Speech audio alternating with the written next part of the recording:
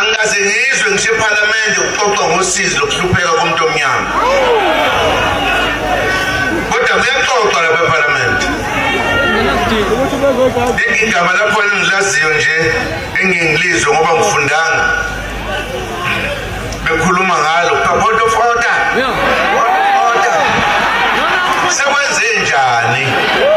Ngoba silindele ukuzwa ukuthi intuthuko iyafika emakhaya ethu na.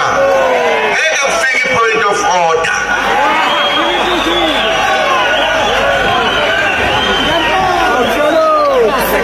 Ngisho incindezelo yabacindezela zange sibekezelele, sasukuma salwa.